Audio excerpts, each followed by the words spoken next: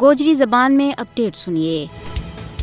ویسے تے اقلیت ہندوستان میں روز اول تو ظلم و جبر اور قہر سامانی کی چکی میں پستی چلی آ رہی ہیں، لیکن جد تو بعد RSS کی پاڑی ہوئی مودی حکومت بھارت میں لوکاں کا سراں ور مسلط ہوئی ہے، ات اقلیتاں بالخصوص مسلمانہ کو جینو حرام کی گیا ہے۔ مودی کا اقتدار میں آنے تو بعد ظلم و بربریت اپنا آخری دندہ نہ پہنچ گیا ہے۔ مودی نہ صرف ہندوستان بلکہ مقبوضہ ریاست جموں کشمیر میں بھی مسلمانہ کے خلاف اپنا جرائم کا حوالہ نال جنگی مجرم ہے۔ اس تو پہلا مودی نے گجرات میں مسلمانہ نہ مولی گاجر نالوں کپے ہو۔ انسانیت کے خلاف جرائم ور مودی دنیا کا بڑا ظالمہ کی فہرست میں سر فہرست ہے۔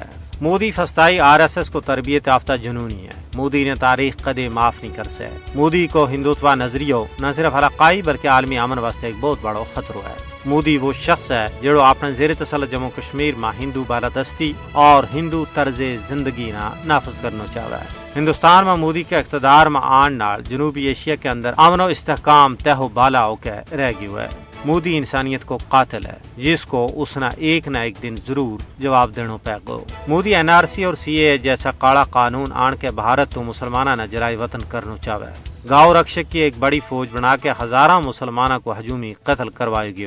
کشمیر کے اندر ڈومیسائل کا قانون میں ترمیم کر کے لکھاں غیر ریاستی ہندوؤں نہ اقامتی اسناد تھمایا گیا۔ یہ بین الاقوامی برادری کی ذمہ داری ہے کہ انسانیت کے خلاف جرائم پر مودی کو محاسبہ کیا جائے۔